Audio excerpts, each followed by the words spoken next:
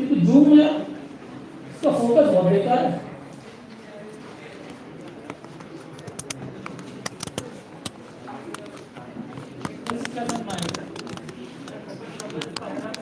आगे से सेट कर देता हूं।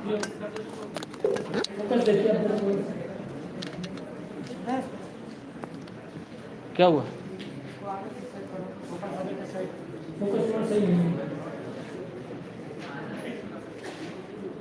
पिक्चर थोड़ा ज़्यादा सीधा नहीं है। हाँ ये तो सही है क्या? हाँ अब ठीक है, कुछ लगा देना। उतना ऊँचा नहीं चल पाऊंगा। चलिए ठीक है।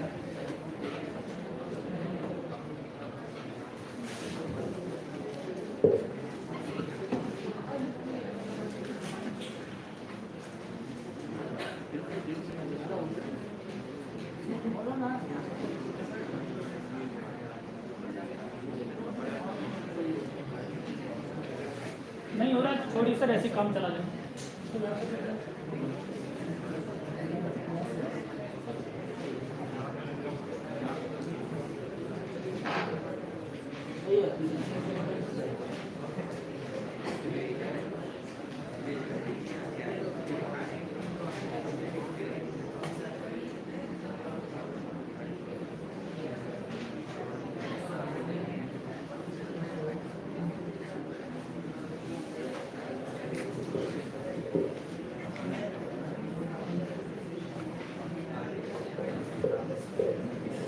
आज हमारी पहले की तुलना में थोड़ी कम है। मुझे ऐसा लग रहा है कुछ लोग पहले ये इस पे घर बैठ गए, है ना?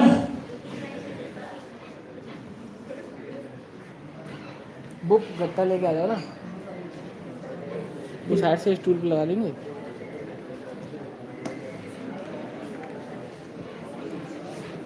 सही है सर, सही है। Thank you. ये तो पहचाने के होंगे, सभी जाने पहचाने लग रही है कुछ। हाँ, ये किसका मैटर है? ये एशिया का मैटर है, ठीक। और एशिया में हमने जाना था कि देखिए इसको हम लोग क्या बोलते थे? साउथ एशिया, पता है ना? दक्षिण एशिया। हम और हमारे पड़ोसी मिलकर यानी कि इंडिया के आपके जो नेबर्स हैं, पड़ोसी हैं, पाकिस्तान, मालदीव, बांग्लादेश, ठीक है, इन सबको मिलाकर लगाना पड़ेगा।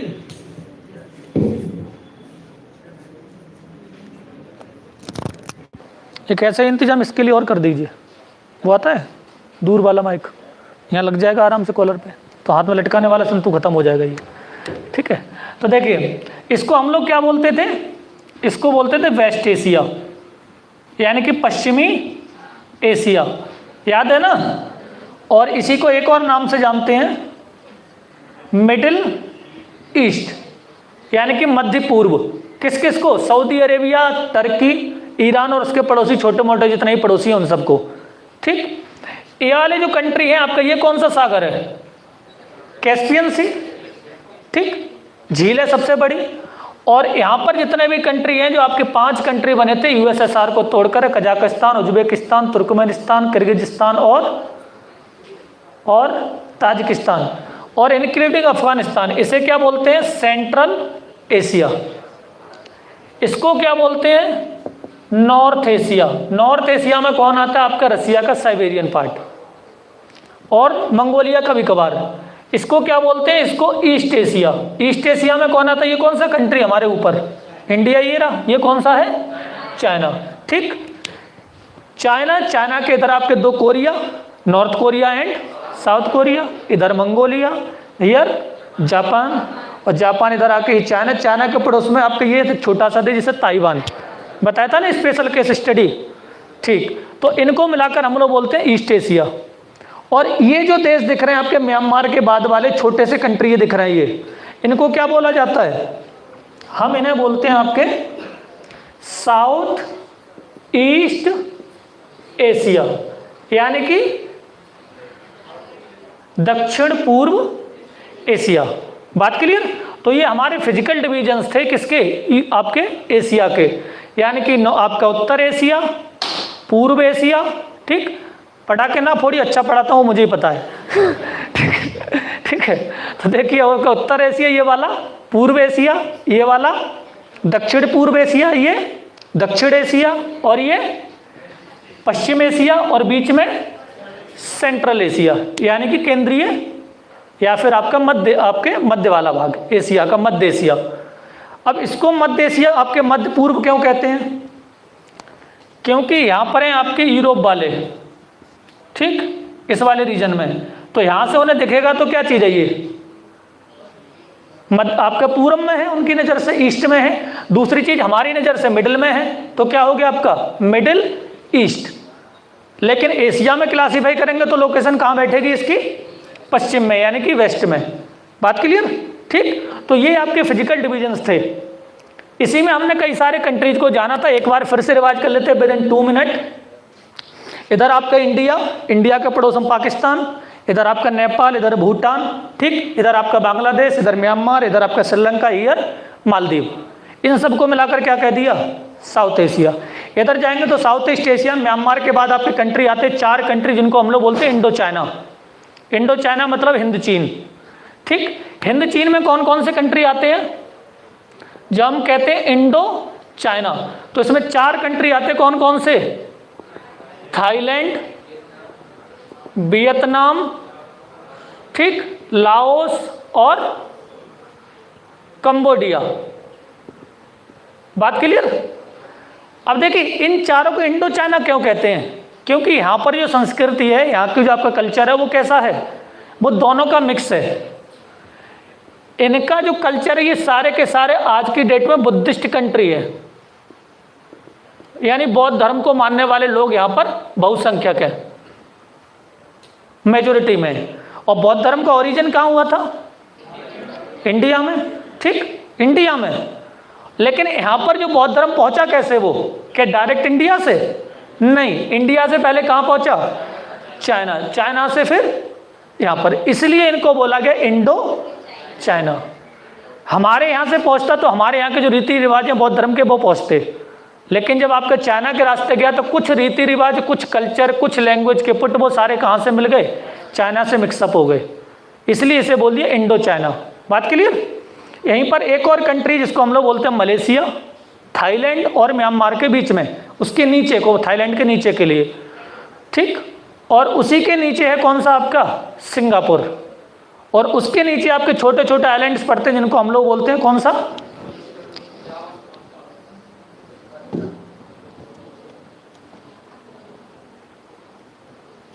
देखिए ये वाले कंट्री आपको दिख रहे होंगे छोटे, ये वाले, ठीक, ये इनको हम लोग बोलते हैं आपके इंडोनेशिया।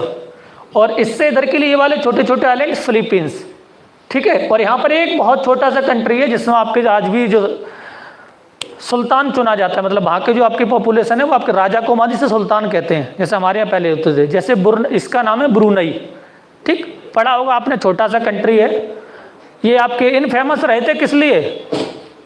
इनका जो राजमहल है वो सोने जड़ित है, सोने से आपका बना हुआ है, और साथ में आपकी टॉयलेट है वो भी सोने की बनी हुई है, ठीक है। तो पूरी दुनिया में इसलिए ज़्यादा आपके फेमस हैं। तो फेमस होने के लिए कुछ भी किया जा सकता है, तो आपके ये इसलिए फेमस हुए, ठीक। काफ़ी प्रॉस्पेरस कंट्री है, छोटा सा कंट्री है, बहुत छोटा सा इस वाले आपके आइलैंड पर, ठीक। इधर एक और कंट्री है ये वाला जिसे बोलते हैं पूर्वी तिमोर या फिर तिमोर लेस्टे। बात क्लियर? तो ये कुछ कंट्री थे जिनको हम लोग आपके जान चुके थे। अब हम पढ़ते हैं क्या चीज इसमें,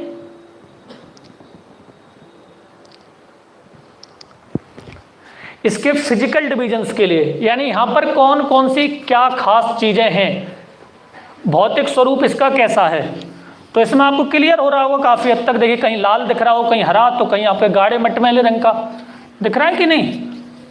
ये हर चीज क्या करती है? सिग्निफिकेंस है, हर चीज का एक सिंबल है।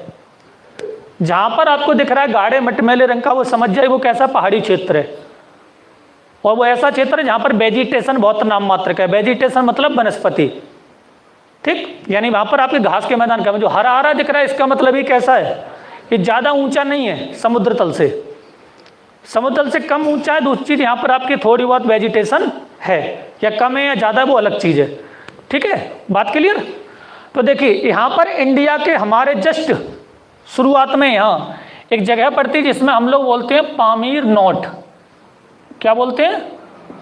पामीर नोट या पामीर का पठार या पामीर की गांठ। ये कहाँ पड़ती है? ये जस्ट जम्मू कश्मीर के ऊपर थी। अब जम्मू कश्मीर क्या हो गया? दो में बट गया, लद्दाख और जम्मू कश्मीर।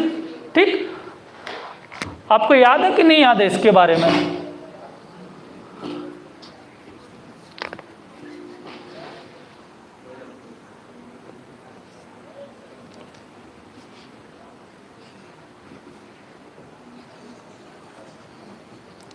ठीक है, तो देखिए ये है काफ़ी हद तक आपके जम्मू कश्मीर का नक्शा। एट प्रेजेंट कंडीशन में देखें तो आपका जम्मू कश्मीर कितना है?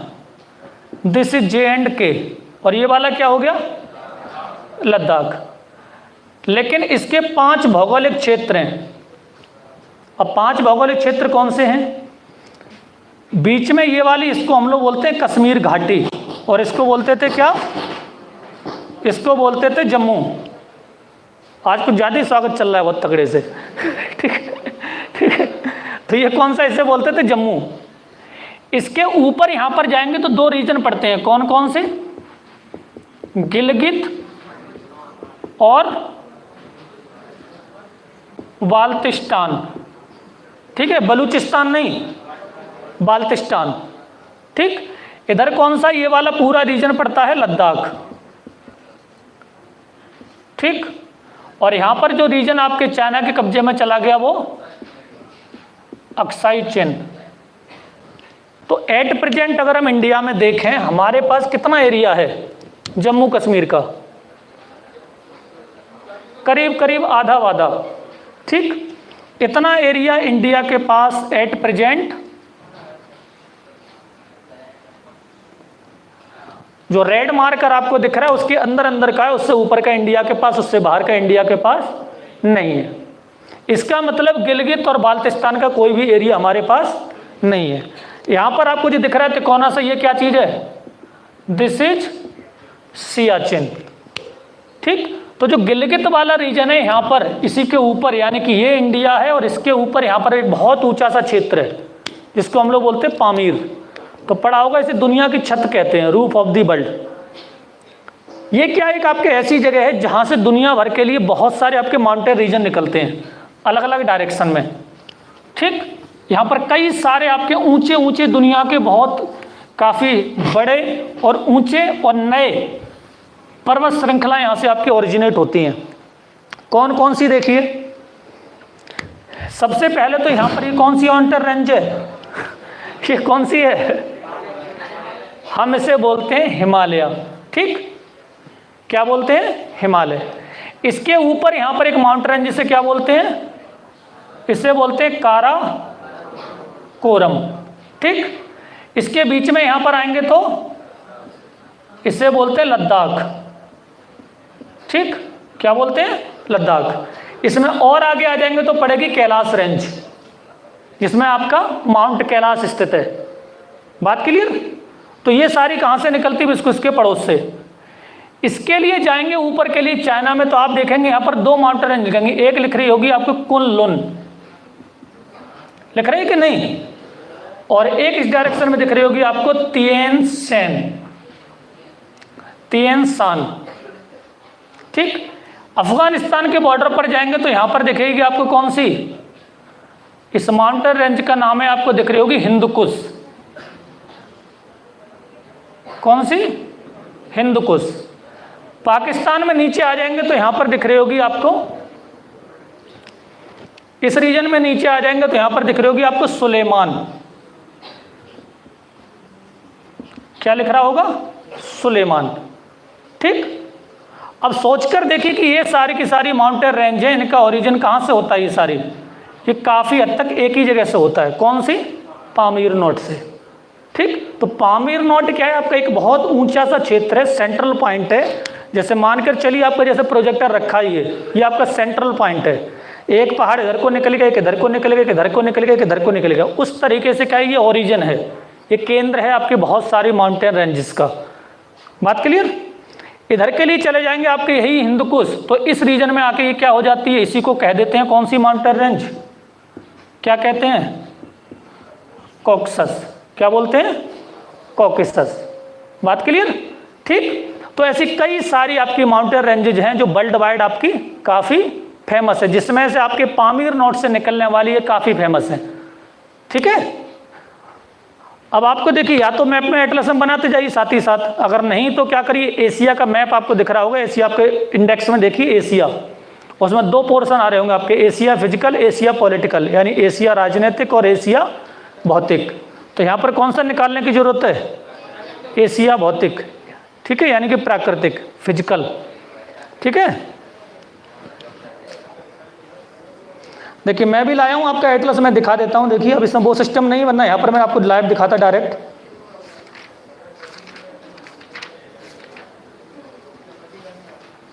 देखो ऐसा वाला मैप दिख रहा होगा आपको, अगर डायरेक्ट नहीं मिला, शकल से मिलता जुलता कुछ तो होगा, वो देख लीजिए। ठीक है, ये 2017 वाला एडिशन है, इसमें पेज नंबर 62 63 होगा, आपके में अलग अलग होगा, इंडेक्स में देख लीजिए, इंडेक्स से मिल जाएगा डायरेक्ट। ठीक है,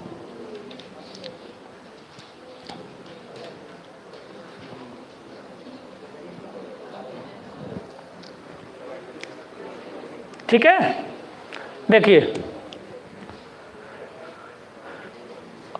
अब जो माउंटेन रेंज अरुणाचल प्रदेश तक तो जाती है, हिमाचल को हम लोग इसे बोलते थे हिमालय, और अरुणाचल प्रदेश में जाके क्या हो जाती है, इसका जो डायरेक्शन कैसा है, ये कौन सा डायरेक्शन है, वेस्ट है और ये ईस्ट है, उसके बाद ये घूम जाती है, तब इसको बोल देते हैं क्या चीज, अराकान योमा। क्या बोलते हैं? Arakan Yoma. कहाँ पर? म्यांमार में। ठीक, हिंदकुश और कॉकेसस के बीच में यहाँ पर एक और माउंटेन रेंज है जो पड़ती ईरान में, आपने सुना होगा रामसर, सुना है कि नहीं? बहुत सारी आपके दलदली क्षेत्र होते, झीलें होते हैं, हम लोग उनको घोषित करते हैं, आपके रामसर साइट पड़ा होगा, रामसर केंद्र या रामसर आर्द्र भूमि। तो रामसर एक कस्बा है, वो आपकी इसी जगह पर है यहाँ पर। और वो कौन सी आपके यहाँ पर कौन सी माउंटेन रेंज है? यहाँ पर है एलबुर्ज। कौन सी? एलबुर्ज। ठीक, तो आपका पामीर नोट से अफगानिस्तान में चले तो हिंदकुश, हिंदकुश से ईरान में घुस गए तो क्या हो गया इसका नाम? एलबुर्ज। और चले गए कहाँ पर? कौन से? वही तीन भाई जो अभी दो लड़ मरे थे, जिसमें से अजरबैजान, आर्मेनिया और जॉर्जिया, उन तीन में अगर चले गए तो कौन सा हो गया? इसका नाम हो गया कॉकसस। क्या नाम हो गया? कॉकसस। अब यहाँ पर जो देश पड़ता है जिसका नाम है तुर्की, खलीफा वाला देश, याद है ना? ठीक, तो यहाँ पर अगर ऊपर की तरफ है तो इसका नाम हो गया पोंटिक। क्या नाम हो गया? पोंटिक। और नीचे की तरफ है तो इसका नाम क्या हो गया?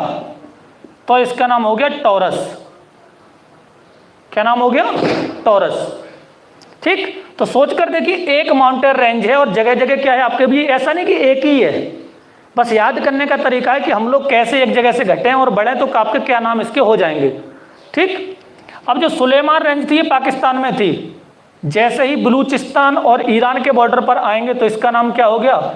इसका नाम हो गया चगाई। क्या कहेंगे इसे? चगाई। और अगर ये पर्शियन गल्फ यानी फारस की खाड़ी के किनारे किनारे नाम है तो इसका नाम हो गया जागरोस। क्या कहेंगे? जागरोस। ठीक, और यमन में घुस गए तो इसका नाम क्या हो गया? तो इसका नाम हो जाएगा हद्रामौत। क्या हो गया? हद्रामौत। और ईरान के इस बॉर्डर पर इसका नाम हो जाएगा असीरा। ठीक, एटलस में सब लिखा होगा, देखते जाइए साथ साथ, दिख रहा है कि नहीं? ठीक, तो हद्रामौत कहाँ पर है? आपका यमन में। और असीरा किस में? असीरा किस में? अरब में, सऊदी अरब में। ठीक, तो ये कुछ एक आपके इंपॉर्टेंट माउंटेन रेंजेस थे जो कहाँ पर हैं? जो पड़ते हैं एशिया में। ठीक, और बाकी आपको पता ही है कि यहाँ से आपकी ये वाली माउंटेन रेंज है, ये कौन सी है? इसका नाम क्या है? इसका नाम है यूराल। ठीक, यूराल माउंटेन्स। तो ये आपके माउंटेन रेंज है, एक बार फिर से देख लेते हैं। जो आपका पामीर नोट है, पामीर की गांठ है, ये बहुत ऊंचा क्षेत्र है। यहाँ से अलग अलग डायरेक्शन में कई सारे माउंटेन रेंजेस निकली है। उन कई सारी माउंटेन रेंजेस में कुछ जाती है चीन की तरफ। अगर ये किर्गिस्तान और ताजिकिस्तान के बॉर्डर के सहारे जाती तो इसे बोल देते कुल्लुन। ठीक है, और दूसरी आपकी ये किसके? तिब्बत के पठार के सहारे तो इसे बोल देते तिएनशान। इंडिया में आती तो इंडिया में तीन रेंज, लद्दाख, काराकोरम और हिमालय। काराकोरम सियाचिन के पास तक है बिल्कुल, जैसे मैंने थोड़ी देर पहले आपको दिखाया था ये, ठीक। उसके नीचे लद्दाख है, उसके नीचे हिमालय है। अब हिमालय की फिर से 3 श्रृंखलाएं हैं, हिमाद्री, हिमाचल और शिवालिक। वो हम इंडियन पढ़ेंगे तब आपके डिस्कशन करेंगे इस पर विशेषकर। पाकिस्तान में घुस जाएंगे तो कौन सा, सुलेमान। और अफगानिस्तान में चले गए तो हिंद कुश। अफगानिस्तान चले जाइए ईरान तो नाम एलबुर्ज, और वहां से चले गए कहां पर, कॉक्सस कंट्री, तो इस माउंटेन का नाम कॉक्सस।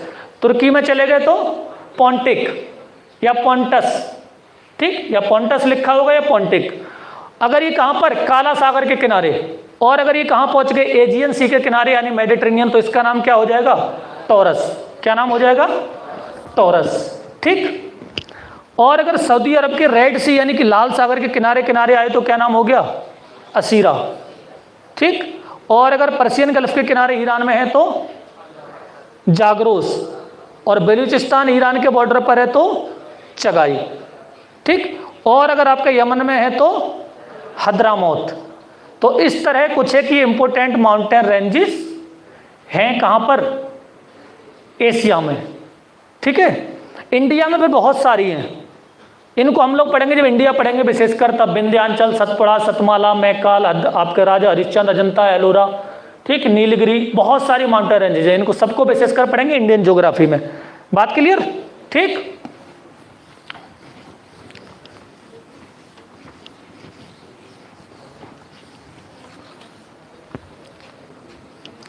अब कुछ और स्पेशल चीजें जो आपकी एशिया में मिलती हैं, उनमें कुछ स्पेशल चीजों में क्या है, देखिए। एक तो है ये आपके एशिया और यूरोप का बॉर्डर बनाता है कौन सा सी, कौन सा सी है, कैस्पियन सी, ठीक। और उज्बेकिस्तान और कजाकिस्तान के बॉर्डर पर यहां पर एक और सी है जिसका नाम है अरल सी, ठीक।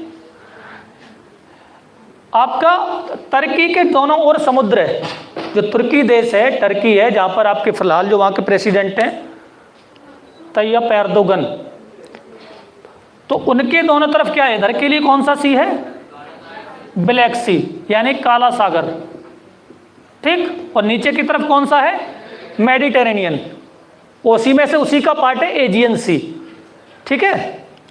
यहां पर आप देखेंगे तो यहां पर अब देखिए ब्लैक सी है, वो तो वाकई में सी है, ये तो वाकई में क्या है, सागर है। लेकिन कैस्पियन सी और अरल सी क्या हैं, ये दोनों क्या हैं, झील है। ऐसे ही यहां पर एक और झील है जिसका नाम दिख रहा होगा आपको, बाल्खस, दिख रहा है कि नहीं, इसका नाम है बाल्क्स। और यहां पर जाएंगे रसिया में तो यहां पर एक झील दिखेगी जिसका नाम क्या है, क्या नाम है, लेक बैकॉल, ठीक, बैकाल झील।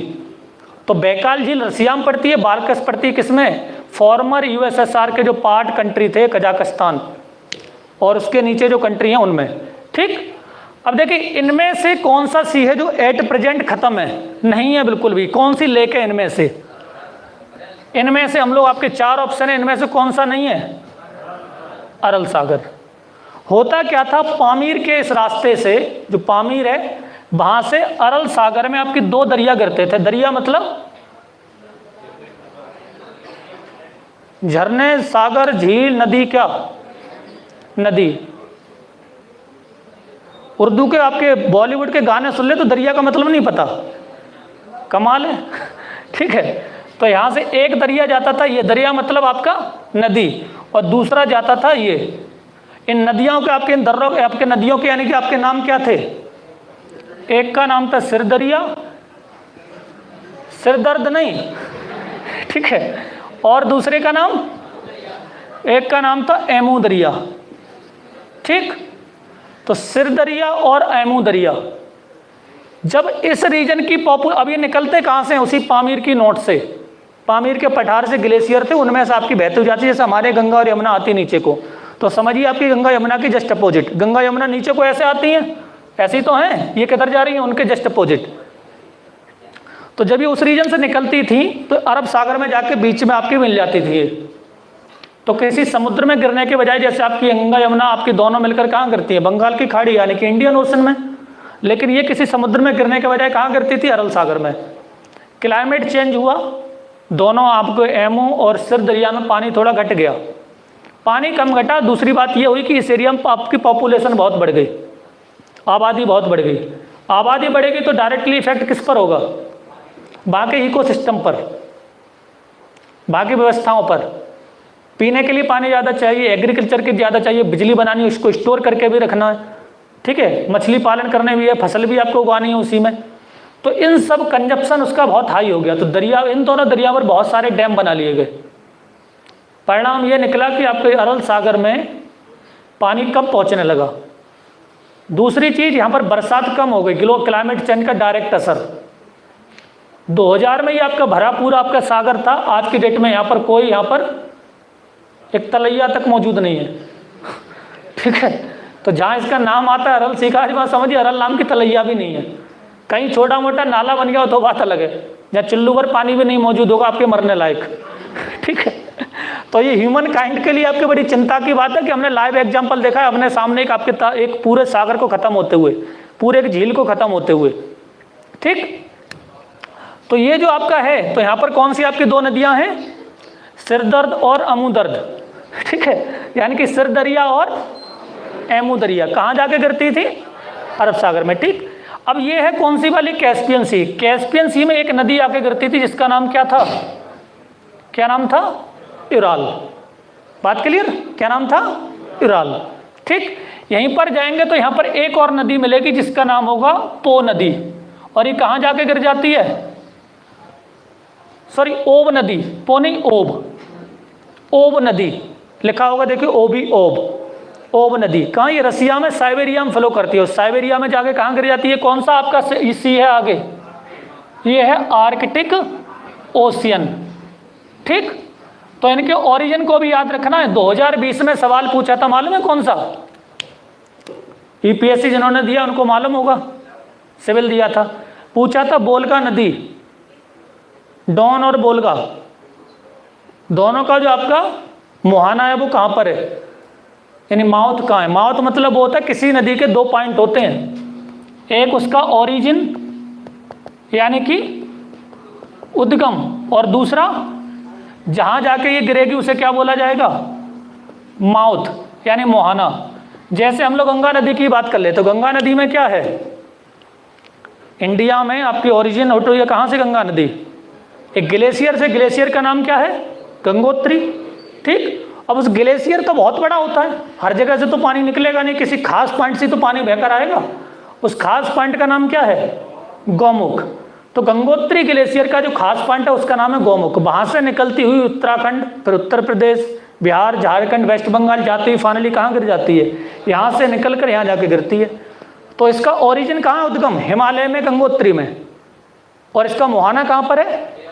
बे ऑफ बंगाल में। ऐसे ही आपका हर नदी का आपका मुहाना और आपके उद्गम होता है। तो लास्ट बार जो सवाल आया था 2020 में वो बोलगा और डॉन नदी को लेकर था, तो इसलिए हमें किसी नदी का आपका ओरिजिन और उसका मुहाना अवश्य याद होना चाहिए, ठीक है, जो इंपॉर्टेंट रिवर्स हैं। वैसे तो आपके विश्व भर में बहुत सारी हजारों लाखों नदियाँ हैं, भारत में ही देख लीजिए आपके बरेली में कितनी नदियाँ हैं, कई सारी हैं, देखिए नकटिया नरियावल दोनों नदियाँ हैं, किला नदी भी है, ठीक है।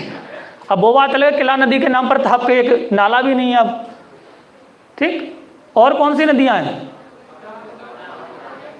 रामगंगा, चलो ठीक है, फिर भी उसको नदी कह सकते हैं एट प्रेजेंट, भविष्य का नहीं पता, लेकिन फिर भी किला, नकटिया भी ठीक है, कैंट की बदौलत वजूद है उसका, लेकिन नरियावल नदी देख लीजिए जाकर, और देख लीजिए आपकी कौन सी? किला नदी, ठीक। तो यही हाल आपकी पूरे विश्व में हुआ है हर जगह, ये कोई नई बात नहीं है, ठीक। तो यहाँ पर जो ओब नदी है वो निकलती है यहाँ से आपके साइबेरियन से, और कहाँ चली जाती है? आपके आर्कटिक में। ऐसे यहाँ पर एक और नदी होगी जिसका नाम होगा एनसिकी, ठीक। कौन सी? एनसिकी। और एक नदी यहाँ पर होगी बिल्कुल ये ऐसे बहती होगी यहाँ पर आके, इस नदी का नाम है अमूर नदी। ये इंपॉर्टेंट है हमारे लिए, क्यों? क्योंकि इसके एक तरफ क्या है? कौन सा देश है? रसिया, और दूसरी तरफ चाइना। तो ये वो नदी है जो रसिया और चाइना के बीच में क्या बनाती है? इंटरनेशनल बाउंड्री, ठीक। अब रसिया का कौन सा पार्ट है? ये है साइबेरिया, ठीक। और चाइना का कौन सा पार्ट है? ये है मंचूरिया। क्या नाम है? मंचूरिया, ठीक। तो साइबेरिया और मंचूरिया रीजन के बीच में क्या करती है? बाउंड्री फॉर्मेशन करती है ये, ठीक है, बात क्लियर। नीचे आएंगे तो यहाँ पर एक नदी आपको दिखेगी, ये वाली, इसका नाम है आपका येलो रिवर। क्या बोलते हैं? येलो रिवर, यानी कि पीली नदी। ठीक, बात क्लियर? अब इसका नाम ही है या फिर आपका है भी वाकई में पीली है? जैसे हमारे नाम रख लेते हैं लाल मन, तो बाकी में लाल होते हैं, केवल नाम है। ये है एक्चुअली क्या है कि यहां पर देखिए इस वाले रीजन में एक आपका डेजर्ट है जिसका नाम क्या है? Gobi desert. गोबी नहीं, ठीक है, गोबी मरुस्थल। ये रेत वाला मरुस्थल है पूरा। ये वही है जहाँ से आपके भारत में आपके अर्लियर टाइम में 2 अटैकर्स आए थे, 2 आक्रमणकारी आए थे। याद होगा आपका चंगेज खान, ठीक, और तैमूर लंग, उसी का पूरा खानदान था, उसी वाले खानदान से। तो इस रीजन में क्या है कि आपका बहुत ठंडा इलाका है ये। इस ठंडे इलाके में यहाँ पर हवाएं बहुत तेज चलती हैं। जब हवाएं चलती हैं तो यहाँ से रेत उड़कर कहाँ जाके गिर जाती है? इस नदी में।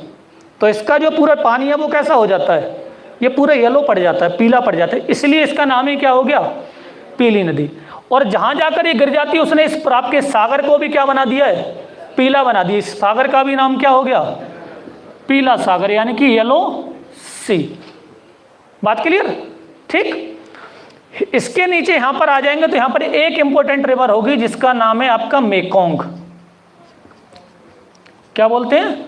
मेकोंग। ये मेकोंग आपके बहुत इंपॉर्टेंट रिवर है। किसकी? कौन से रीजन की? इंडो चाइना की। इसे बोला जाता है हिंद चीन की गंगा। तो सोचिए गंगा की क्या इंपॉर्टेंस है कि हम लोग गंगा के नाम से विश्व की बहुत सारी इंपॉर्टेंट नदियों को कंपेयर करते हैं। तो यहाँ की जो नदी है उसका नाम क्या है? विश्व की गंगा नहीं, साउथ ईस्ट की गंगा, यानी कि विशेषकर इंडो चाइना यानी कि हिंद चीन की गंगा। ठीक है, हिंद चीन में कौन कौन से? फिर से भाई 4 राष्ट्र याद होंगे ही आपको, Thailand, Vietnam, Laos, Cambodia.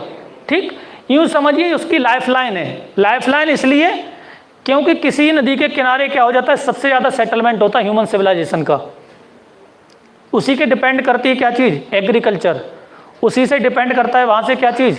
Agriculture होगी तो और एलिड प्रोजेक्ट्स, एलिड इंडस्ट्रीज, यानी उससे जुड़ी हुई बहुत सारे आपके उद्योग।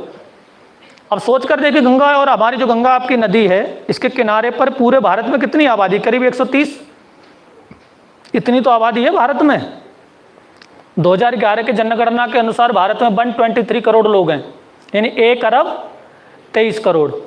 और हर साल हम लोग एक ऑस्ट्रेलिया ऐड कर देते हैं, करीब 2.5 करोड़। तो जितना ऑस्ट्रेलिया की आबादी है उतना तो हमारे यहाँ पर हर साल पैदा होता है। ठीक है, तो उसके हिसाब से लगा ले तो करीब हमारे यहाँ पर क्या अभी 135 के करीब होंगे। 2021 वाली जनगणना होने दीजिए, करीब करीब हम लोग क्या कर जाएंगे? चाइना को बगैर पटकने के वाले हैं बस। ठीक है, 2021 में नहीं तो 31 में तो कन्फर्म है, क्योंकि चाइना की आबादी कितनी है? कितनी है? उसने घोषित रूप से 1.42 अरब बताई है, यानी कि 1 अरब 42 करोड़। हम 1.5 भी मान लें कि उसके यहाँ थोड़ी बहुत भी तरक्की तो ऐसा नहीं है कि उन्होंने 2 बच्चा नीति लागू कर दी है, 1 बच्चा नीति, तो वो तो नेगेटिव में होने चाहिए, हालांकि थोड़ी रिलैक्सेशन दिया है। तो वहाँ पर तो सीधी है, हम 2 हमारा 1। यूरोप में चलता है हम 2 हमारे 2। इंडिया में सीधी फिलॉसफी हम 2 हमारे अनेक। ठीक है, या फिर यूँ समझ लिया हम 2 हमारे गिल्लो। ठीक है, तो ऐसी कंडीशन में क्या हो जाएगा? पानी की आपकी मारामार ज़्यादा होगी। आबादी जितनी बढ़ेगी उतनी आपका वाटर कंजप्शन ज़्यादा होगा। दूसरी चीज़ फिर हमारी हरकतें।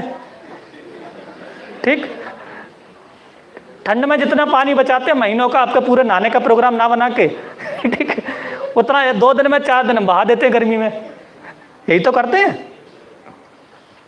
5 बाल्टी में तो हमें तरी भीगते हैं हम लोग। ऐसा ही तो है कि नहीं? हर लोग यही करता है, हर व्यक्ति। उसके बाद 10 बाल्टी सावन छुटाने में चाहिए, फिर 15 बाल्टी इसलिए डालेंगे, बोले तरी नहीं आ रही अभी। अब सोचिए ऐसे में जब इतना वाटर आपके, सोचिए हमें तरी लाने के लिए 15 बाल्टी पानी चाहिए, ऑन एवरेज 5 लीटर वाली बाल्टी माने हम लोग तब भी। हालांकि हर घरों में क्या होता है, निजी काम के लिए हम लोग 15-20 लीटर वाला बाल्टा लेते हैं, बाल्टी तो लेते ही नहीं है। तो सोचिए हमारे लाइफ में वाटर की इंपॉर्टेंस क्या होगी। भारत की करीब 40 से 45 करोड़ पॉपुलेशन गंगा नदी के किनारे है, यानी गंगा और उसकी सहायक नदियों पे डिपेंड है। अब सोचिए एक नदी की क्या इंपॉर्टेंस होती है। तो जो मेकोंग रिवर है वो आपकी पूरे इस रीजन की सबसे इंपॉर्टेंट रिवर है। ऐसे ही आपकी म्यांमार की इंपॉर्टेंट रिवर है जिसका नाम है इरावदी। क्या बोलते हैं? इरावदी। बात क्लियर? तो ये कुछ है क्या है आपकी इंपॉर्टेंट। इसके अलावा गंगा की इंपॉर्टेंट इधर आपकी हमारी कौन सी, हमारे यहां पर गंगा।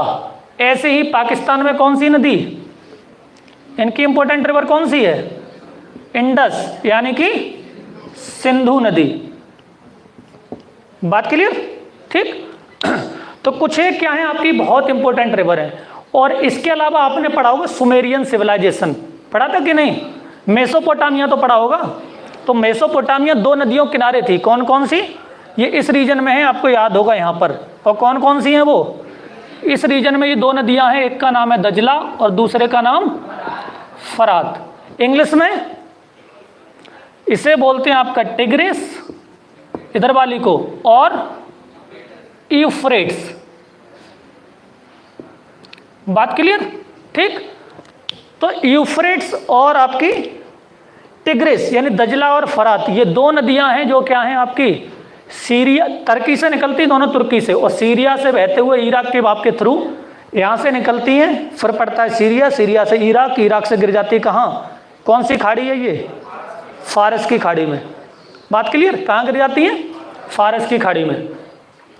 तो ये नदियाँ आप सोचिए कि दजला और फरात को आप इसलिए जानते क्योंकि आपने हिस्ट्री पढ़ी होगी, अदरवाइज इसकी इंपॉर्टेंस यहाँ पर नहीं है उतनी। तो ऐसे गंगा को हम लोग इसलिए जानते क्योंकि यहाँ पर भी सिविलाइजेशन, इंडस को इसलिए जानते क्योंकि आपके हड़प्पा और मोहनजोदड़ो वाली सिविलाइजेशन। ठीक। तो नदियाँ क्या है आपकी क्रेडल्स ऑफ सिविलाइजेशंस रही हैं, यानी आपका वहाँ पर जितने भी आपका डेवलपमेंट हुआ है हमेशा पूरी दुनिया में सिविलाइजेशन यानी सभ्यताएं बसी वो नदियों के किनारे थी। ठीक। तो कौन कौन सी नदियाँ थी एक बार फिर से देख लेते हैं। इंडिया में गंगा, इधर आपकी पाकिस्तान में सिंधु, ठीक, अफगानिस्तान में काबुल, काबुल नदी का नाम है। ठीक है। इधर आपके मिडिल ईस्ट में दजला और फरात। सऊदी अरब में कोई नदी नहीं है। ठीक। कोई छोटे मोटे नाले हों तो बात अलग है, लेकिन कोई इंपॉर्टेंट मेंशनेबल नदी आपकी नहीं है क्योंकि डेजर्ट इलाका है पूरा का पूरा, बरसात होती नहीं है। ठीक है। इधर चले जाएंगे तो यहाँ पर कौन सी नदी? यूराल। बात क्लियर? यहाँ पर अगर आपके सेंट्रल इंडिया में देखेंगे तो अरब सागर, आपके अरल सी में मिलने वाली, अरल सागर में मिलने वाली सिर और एमू। साइबेरिया में चले जाएंगे तो कौन सी आपकी? एक तो वो नदी जो आपके एशिया को और यूरोप को अलग करती है, यूराल। साइबेरिया में ओब और एनसिकी। ठीक है। फिर चीन और रसिया का बॉर्डर डिसाइड करने वाली नदी अमूर। ठीक। यहाँ पर एक नदी जिसका नाम क्या है? पीली नदी। ठीक। यहाँ पर एक और नदी आती बीच में जिसका नाम है ह्वांगहो, पढ़ा कि नहीं? हाँ, वो चीन में बहुत इंपॉर्टेंट रिवर है, वो चीन की समझिए आपकी लाइफलाइन कही जा सकती है, काफ़ी इंपॉर्टेंट रिवर है, मिडिल में यहाँ पर फ्लो करती है ये वाली। ठीक। ह्वांगहो रिवर। उसके बाद नीचे मेकोंग, कहाँ पर? इंडो चाइना में। उसके बाद इरावदी म्यांमार में। तो ये यहाँ पर आपके पूरे एशिया में कुछ इंपॉर्टेंट मेंशनेबल रिवर्स थी। ठीक। बात क्लियर? हाँ बिल्कुल मेंशनेबल है, हम उसे भी कर सकते। बहुत सारी नदियाँ हैं इसमें, इस रीजन में। ठीक है। बांग्लादेश के हिसाब से आपकी ब्रह्मपुत्र काफ़ी इंपॉर्टेंट रिवर है। ठीक है। इंडिया के लिहाज से उतना इंपॉर्टेंट नहीं है, लेकिन म्यांमार के हिसाब से, सॉरी, बांग्लादेश के लिए बहुत इंपॉर्टेंट है।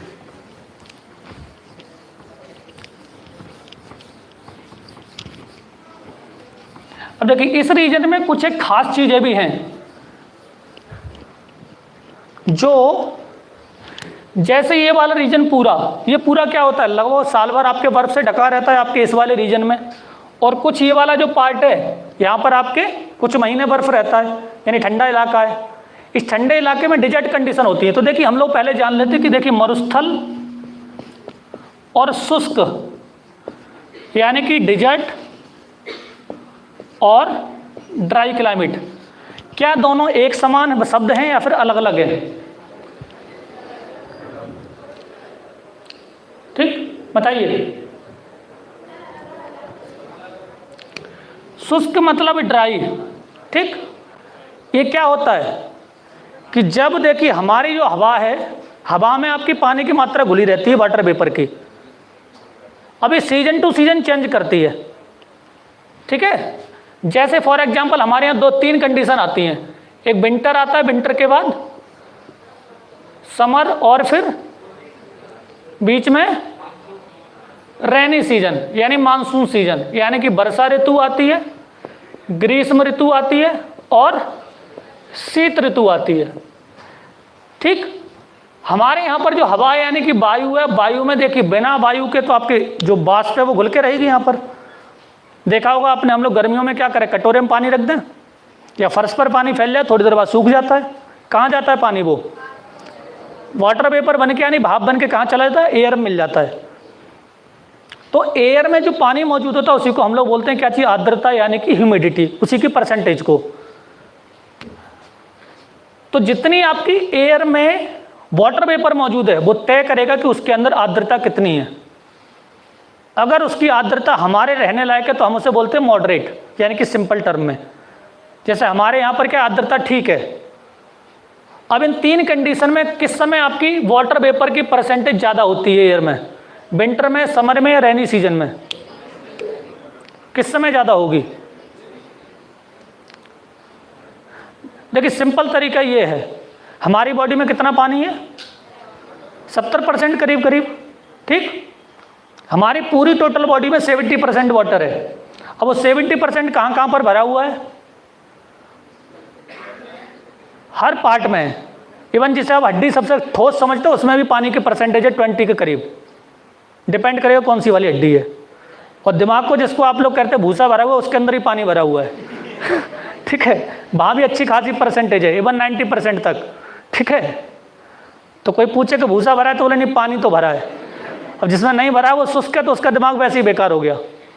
देखा हो कई बार आम की गुठली में देखा होगा कि आपका अंदर जो गुठली निकलती है आम को, जो काट के देखते हैं कई बार, तो चूहा सा आपका पतला सा निकलता है, सूखा हुआ सा।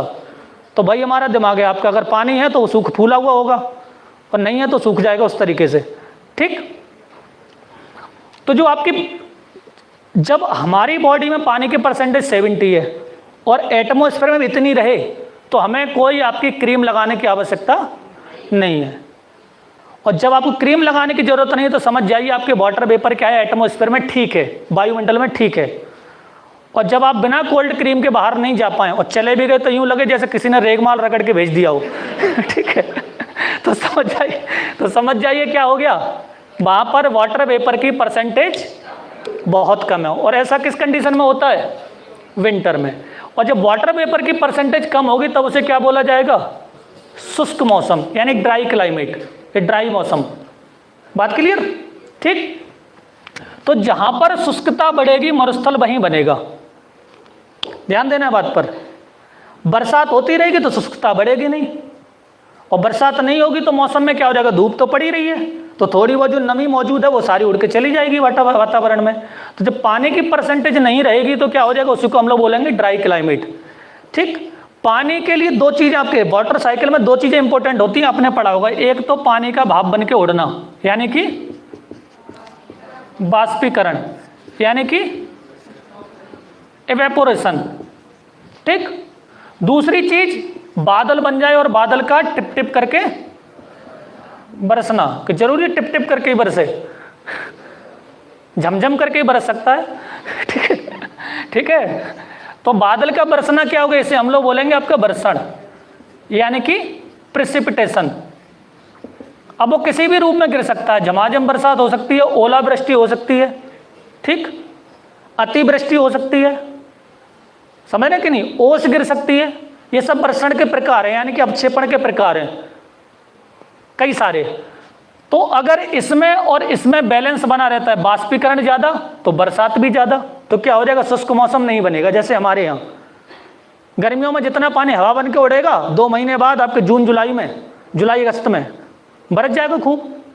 ठीक, यही तो होगा। तो बैलेंस बना रहता है। बहुत सारी जगह ऐसी होती है जहाँ पर आपका बाष्पीकरण तो खूब जम के होता है, लेकिन बरसण के नाम पर ठेंगा दिखा जाता है। ठीक, तो क्या हो जाएगा? ऐसे में जा तो खूब रहा, आ कुछ नहीं रहा, तो क्या बन गया? सूखा पड़ेगा ही, और सूखा पड़ेगा तो क्या बन जाएगा? डिजर्ट बन जाएगा। अभी 2 कंडीशन में हो सकता है कि डिजर्ट या तो खूब धुआंधार आपकी गर्मी पड़ती हो, तो हम उसे क्या बोल देंगे? वार्म डिजर्ट, यानी गर्म डिजर्ट, गर्म मरुस्थल, जब टेम्परेचर आपके 50-45 नॉर्मल कंडीशन हो, जैसे सऊदी अरब। ठीक, यहाँ पर क्या होता है टेम्परेचर? जैसे हमारा वाला थार मरुस्थल, जैसलमेर में टेम्परेचर 50 के करीब पहुँच जाता है, ठीक, तो ये गर्म डिजर्ट है। कुछ जगह ऐसी होती है जहां पर आपका टेम्परेचर बहुत माइनस में रहता है करीब करीब, और बरसात वहां भी नहीं होती है, तो ऐसी कंडीशन में हम उसे क्या बोल देंगे? कोल्ड डिजर्ट, यानी कि शीत मरुस्थल। क्या बोलेंगे? शीत मरुस्थल। ठीक, अब भारत में कई शीत मरुस्थल है, कौन सा? लद्दाख। अब ऐसे कई सारे मरुस्थल आपके पूरे वर्ल्ड वाइड, पूरे एशिया में मौजूद हैं। अब कौन कौन से हैं उनके बारे में हम लोग जानते हैं। ठीक है, दूसरी एक और वर्ड आता है आपके, एक तो हो गया डेजर्ट, एक आता है आपका पठार। पठार क्या होता है, यानी कि प्लेट्यू क्या होता है? हम इसे एक और वर्ड जानते हैं, टेबल लैंड। हिंदी में एक और शब्द कहते हैं उच्च भूमि। ठीक, टेबल लैंड यानी उच्च भूमि। किसे कहेंगे? पठार। क्या हमारे एरिया में पठार कह सकते हैं इसे? अगर ये पत्थर का बना हुआ हो, ये पूरा स्टेज, और नेचुरली फॉर्मेशन हो, ठीक, पत्थर की तरह बना हुआ नेचुरल फॉर्मेशन, और काफ़ी बड़ा हो, ये कई किलोमीटर एरिया में या कई 100 किलोमीटर एरिया में, तब इसे क्या कहेंगे? तब हम इसे पठार कहते हैं। जैसे जो लोग आपके झांसी, ग्वालियर और साउथ इंडिया गए उन्होंने देखा होगा पूरा कैसा क्षेत्र है, वो पठारी क्षेत्र है। तो 3 प्रमुख क्षेत्र होते हैं, कौन कौन से? पठारी, मैदानी और पर्वतीय। जब आपकी चोटियां एकदम से क्लियर दिखाई दो स्टेप से, तो उन्हें क्या बोला जाएगा? पठारी क्षेत्र। जैसे नैनीताल, ठीक है, पर्वतीय क्षेत्र, सॉरी, हिल रीजन यानी माउंटेनस रीजन। दूसरी चीज़, जहाँ पर क्या हो जाए, आपकी गाद जमा होने से, आपके सेडिमेंट जमा होने से प्लेन एरिया बन जाए, समतल क्षेत्र बन जाए, हम उसे क्या कहेंगे? मैदान। जैसे हमारे यहाँ पत्थर नहीं मिलेगा, क्या मिलेगा? मिट्टी, मिट्टी मिलेगी। और किसी एरिया में जहाँ पर आपके अवसाद ना मिले, यानी कि सेडिमेंट्स ना हो और पत्थरों का बना हुआ हो, लेकिन उसमें चोटियाँ ना हो, ऐसी इस टाइप से हो। ठीक, जैसे यूँ सपोज करिए कोई आपका एरिया था पहले ऐसा था, उसमें क्या होने लगा? आपका इरोजन हुआ, अब वो कैसा रहेगा? घिस घिस के ऐसा रह गया। अब वो किस में कन्वर्ट हो गया? पहले था माउंटेन रीजन, अब वो किस में घट गया? पठारी क्षेत्र में। तो आपका अरावली वाला क्षेत्र है, उसकी तरफ मध्य प्रदेश, राजस्थान, पूरा आपका इनफैक्ट गंगा के मैदान को छोड़कर साउथ इंडिया में जाएंगे, पूरा क्या मिलेगा? पठारी क्षेत्र मिलेगा। तो ऐसे ही बहुत सारे पठारी क्षेत्र भी फेमस हैं। ठीक, तो हम एक करके जानेंगे इनके बारे में, कौन कौन से कुछ फेमस हैं।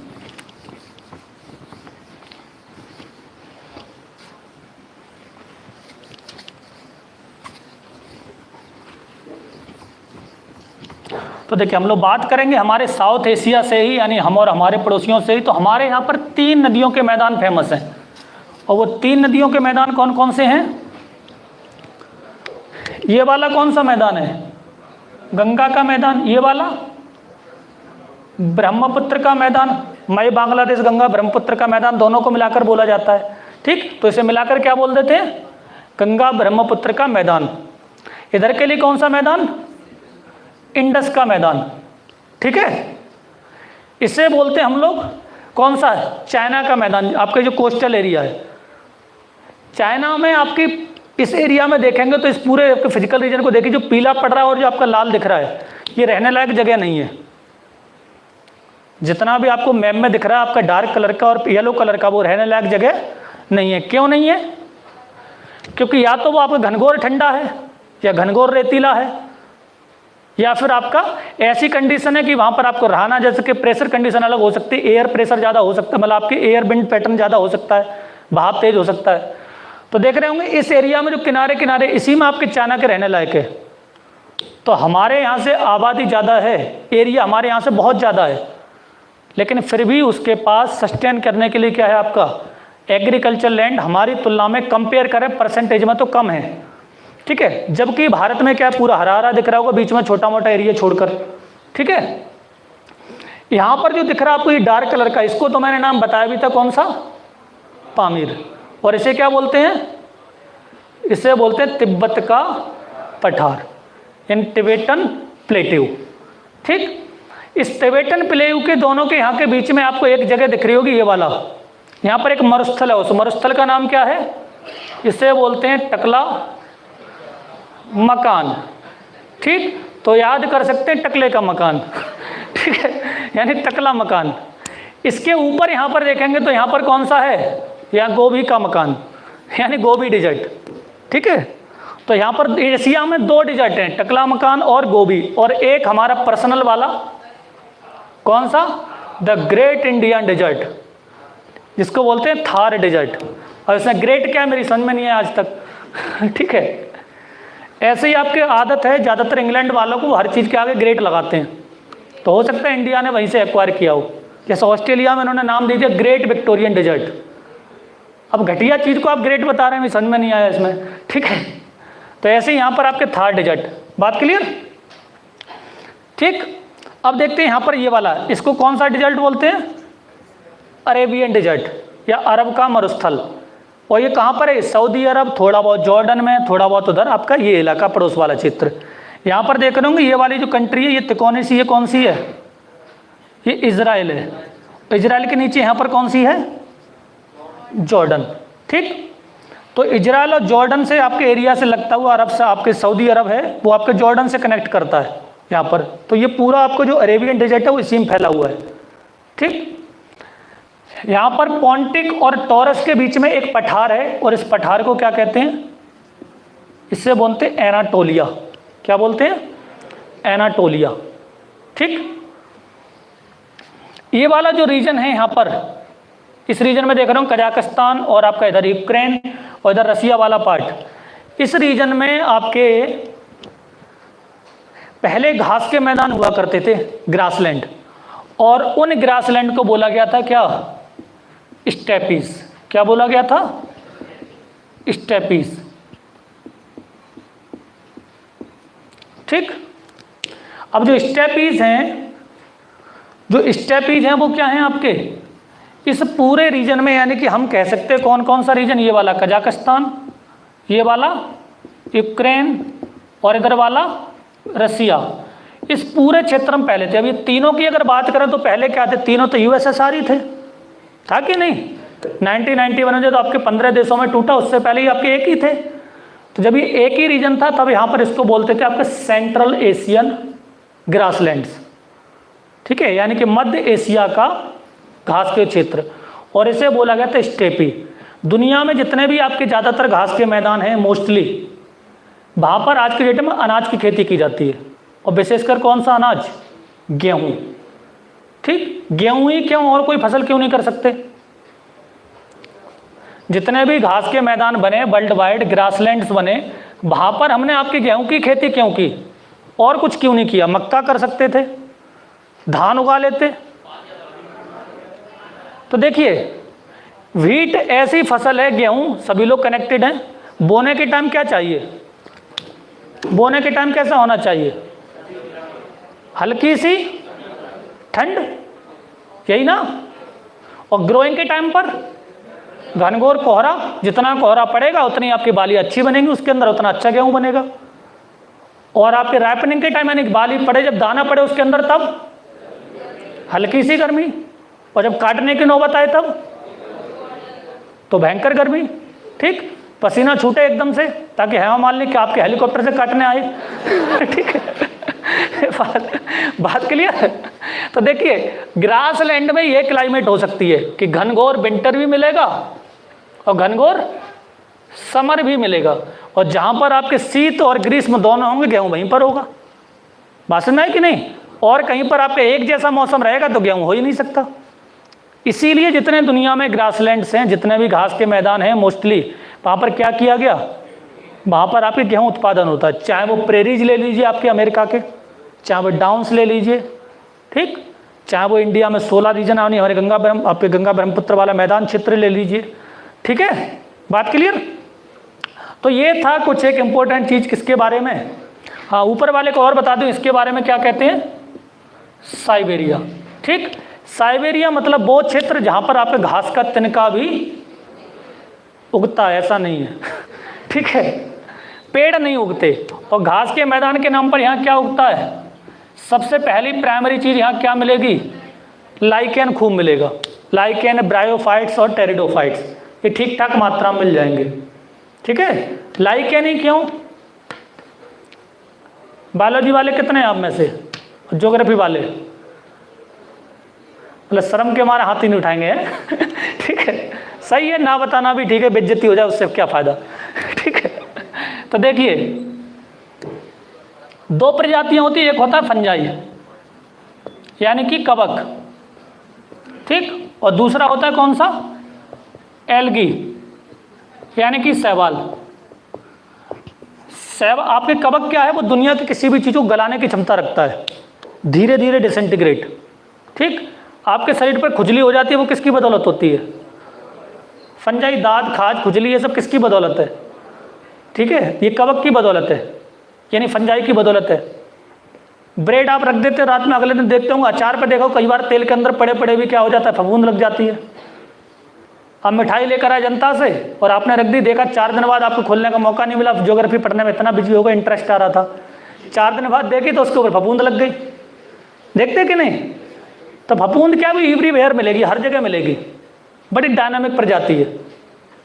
और कुछ लोग इतने लालची होते फिर उसके ऊपर चाकू छुटा के फिर भी खा जाएंगे ठीक है तो देखिए, तो ये जो कवक है ये क्या करता है, ये पत्थरों से भी आपके मिनरल्स खींचने की ताकत रखता है। वैसे भी खनिज तो मिलते ही पत्थरों से हैं, लेकिन जिंदा पत्थर से भी खींचने की ताकत रखता है। हम लोग क्या करते हैं, पिसे हुए चीज़ें मिनरल्स लेते हैं, घुले हुए मिनरल्स लेते हैं, ये आपके जिंदा पत्थरों को उससे भी खींचने की पावर रखेगा। ऐसे में क्या करेगा, आपकी ये एक गठबंधन बना लेगा किसके साथ में, कि ठीक है हम लोग पत्थर पर बसे हुए हैं, बोले पत्थर से खजाना निकालने मेरी जिम्मेदारी, और बदले में क्या चाहिए, बोले बदले में मुझे चाहिए तुम्हारे अंदर रहने के लिए जगह और पानी और बना हुआ भोजन। और बना हुआ भोजन कौन देगा, शैवाल। शैवाल मतलब काई, देखी होगी हर जगह, नहीं देखी तो आपकी नल की टोटी में उंगली फिरा के देखना ठीक है, निकल आती ना हरी हरी, हाँ वही शैवाल होता है, वही काई होती है। तो ये दोनों के बीच का गठबंधन सरकार है, एल्गी और शैवाल, ठीक। तो इसलिए क्या होता है कि अब दोनों की जो गठबंधन सरकार जो बनती है उसी को बोलते हैं लाइकेन। तो लाइकेन जहाँ कहीं भी आपके क्या होगा, कोई प्रजाति नहीं पनप सकती, सबसे पहले वहाँ कौन पनपेगा, लाइकेन पनपेगा, क्योंकि माहौल तैयार करेगा। माहौल कैसे, बोले आपके कहते हैं ना, बोले ये तो पथरीला इलाका, यहाँ पर क्या पैदा होगा, तो लाइकेन पैदा होगा वहाँ। फिर वो क्या करेगा, उनको घोलेगा, पत्थरों को घटाएगा, एल्गी को पनपाएगा, एल्गी के बाद ब्रायोफाइट्स आएंगे फिर, ठीक। तो ये पूरी प्रक्रिया जब चलती है तो ऐसे में क्या हो जाता है, आपके साइबेरिया वाले रीजन में ये प्रजातियां मिल जाती हैं, ठीक। और यहीं पर रहते हैं लोग, आपके क्या करते हैं, जो बर्फ़ के मकान बनाकर रहते हैं, जैसे हमारा ये आपको ऑडिटोरियम है, ऐसी बर्फ़ का मकान मिलेगा, पतला सा गेट होगा बहुत छोटा, जिसमें लेट कर घुसा जा सके, बड़ा सा गेट नहीं। और बर्फ़ के अंदर क्या लगा होगा, अंदर साइड से, अंदरूनी साइड से क्या होगा, खाल लगी होती है जानवरों की। और कौन सा जानवर, रेनडियर। रेनडियर क्या होता है, ये आपके हिरन का बड़ा भाई समझिए, ठीक। और यहाँ पर जो मकान बनाकर रहते हैं उनको हम लोग क्या बोलते हैं, बर्फ के मकान को इग्लू कहते हैं, लोगों को क्या कहते हैं, एस्किमोस, ठीक। उनके लोकल नाम कई सारे हैं। तो एस्किमो जब यहाँ पर रहते तो उनका सबसे फेवरेट जानवर आपके क्या है, रेनडियर है। उसका दूध भी पीते हैं, उसकी सवारी भी करते हैं, जरूरत पड़े तो उसको बना के मीट भी खा लेते हैं, ठंड लगे तो उसकी खाल ओढ़ के निकाल के ओढ़ भी लेते हैं। तो मोस्ट डायनामिक, ठीक। तो ऐसे में आपका जो साइबेरिया रीजन है वो ठंडा क्षेत्र है, ठीक है।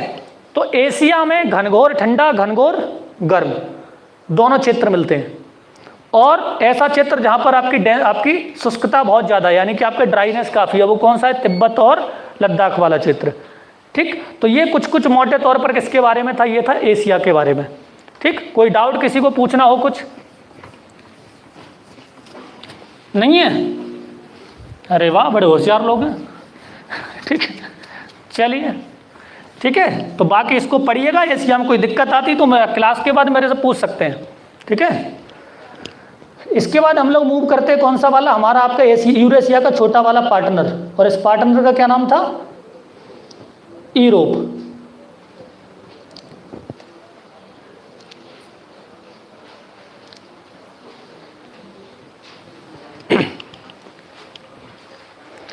ठीक है, ये दिख रहा है कि नहीं, अरे सरोज भाई इसको जरा थोड़ा सा और एडजस्ट करिए, बिलर है थोड़ा सा, है कहीं आप विराजमान हो तो हाजिर हो जाइए थोड़ा सा, ठीक है। तो देखिए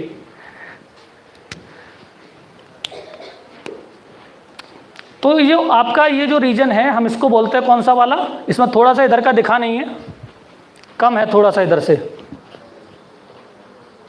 और तो बिल्कुल ही गायब है फिर, इससे बढ़िया हमारा वही सही है। ये कौन सा क्षेत्र है? रसिया, ठीक। ये वाला नॉर्वे, ये वाला स्वीडन, ये वाला फिनलैंड, ठीक। ये वाला, अरे इसको भूल गए, इतने साल राज करके तुम्हारे ऊपर अंग्रेजी छोड़ के हम भी उसी से पढ़ा रहे हैं, ठीक है। ग्रेट ब्रिटेन, ये वाला आयरलैंड, ठीक। उसके नीचे इनके दोनों की दुश्मनी चलती थी, कौन सा क्षेत्र? फ्रांस, उसका पड़ोसी जर्मनी, इन दोनों के ऊपर यहाँ पर डेनमार्क, ठीक। बात क्लियर? ये वाला पोलैंड, ठीक। और यहाँ पर मैंने 3 कंट्री बताए थे, इन तीनों कंट्री के नाम क्या थे? लाटविया, एस्टोनिया और लिथुआनिया, ठीक। पूछिए। आपके इंटर माउंटेन प्लेन, ठीक है।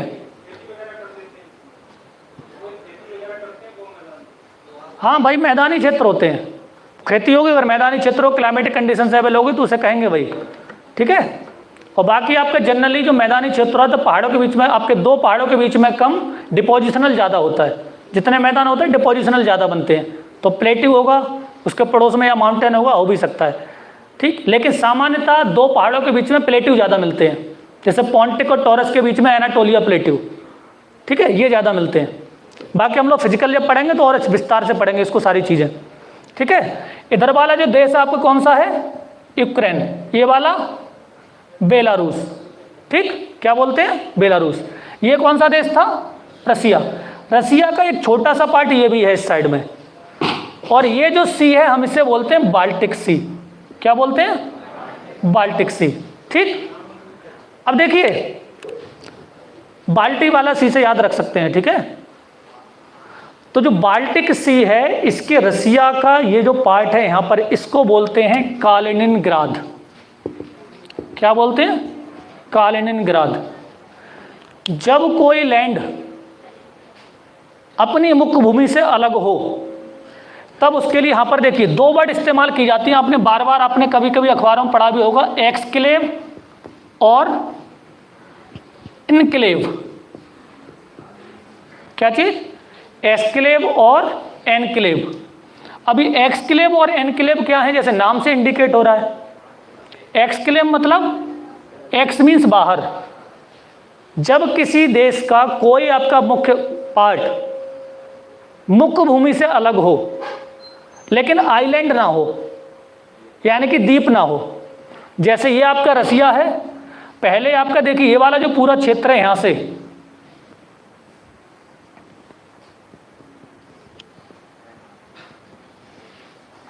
इतना, ये पूरा क्षेत्र किसका था? ये पहले आपका यूएसएसआर था।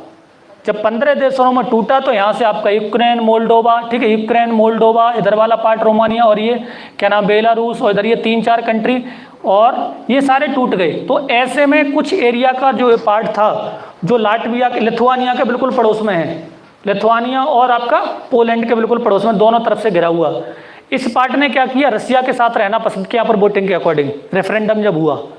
तो ऐसे में आपके रसिया की मुख्य भूमि तो ये है, मेनलैंड ये है, लेकिन इससे अलग हो गया, तो अब इसे क्या बोल देंगे? एनक्लेव या फिर एक्सक्लेव? इसे बोलेंगे एक्सक्लेव। क्या कहेंगे? एक्सक्लेव। एनक्लेव कब होता? जब ये किसी देश के चारों ओर घिरा होता, किसी दूसरे देश के अंदर होता, चारों तरफ से घिरा होता। जैसे फॉर एग्जाम्पल इंडिया की हम लोग बात करें तो इंडिया और बांग्लादेश के जब बॉर्डर था ऐसा वाला, यूं, ठीक। तो ये वाला कौन सा है? त्रिपुरा रीजन था कि नहीं? यहां पर असम के इस एरिया में बहुत सारे, जैसे मान लीजिए ये आपका बॉर्डर इलाका है, इधर इंडिया हो गया और इधर बांग्लादेश हो गया। तो कुछ एरिया बांग्लादेश का इंडिया में पड़ता था, ऐसे जो चारों तरफ से किससे घिरा हुआ था? इंडिया से। ऐसे इंडिया का कुछ पार्ट कहां पड़ता था? बांग्लादेश में। तो इन्हें क्या कहते थे? इन्हें कहते थे एनक्लेव्स, ठीक। यानी आपका एरिया किसका है? इंडिया का, लेकिन घिरा चारों तरफ से किससे है? बांग्लादेश से। तो जब कोई किसी कंट्री का छोटा सा पार्ट किसी दूसरी कंट्री से चारों तरफ से घिरा हो तो हम उसे क्या बोलेंगे? एनक्लेव। हमने एग्रीमेंट, मोदी गवर्नमेंट जब आई तो उसने सबसे पहले आपके सबसे इंपॉर्टेंट कॉन्स्टिट्यूशनली अच्छा काम यही किया। कई सारे एनक्लेव थे इंडिया के, रसिया आपके उसमें, बांग्लादेश में और बांग्लादेश के इंडिया में, वहाँ के लोग थे, उनको लिए ऑप्शन रखा, जगह की एक्सचेंज होगी, बोले जो तुम्हारे में पड़ेगा वो तुम्हारा क्षेत्र, हमारे में पड़ेगा वो हमारे में क्षेत्र। और वहाँ के जो लोग थे उनको ऑप्शन दिए, बोले चाहे तो बांग्लादेश में जाइए, चाहे तो इंडिया में जाइए। ठीक, वो बात की बात है, पॉलिटी का पार्ट है वो, उसमें क्या हुआ आगे। ठीक, तो इस रीजन में ये जो पार्ट है,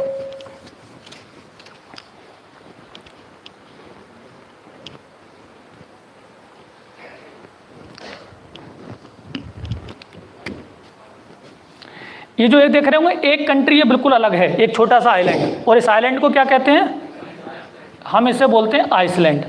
ठीक, क्या बोलते हैं, आइसलैंड। अब देखिए, जैसे हमने एशिया को बांटा था कई सारे पार्ट्स में, जैसे central Asia, south east Asia, south Asia, north Asia, east Asia, ऐसे ही हम लोग क्या करते हैं, यूरोप को बांटते हैं। सबसे पहले यूरोप को किस में बांटते हैं सरेश भाई, ये देखिए जरा, थोड़ा सा फोकस गड़बड़ हो रहा है, घुमा के देखिए वो लेंस को, अब और बेकार हो गया, बहुत बढ़िया, थैंक यू, कितना बढ़िया एकदम हो गया। ठीक,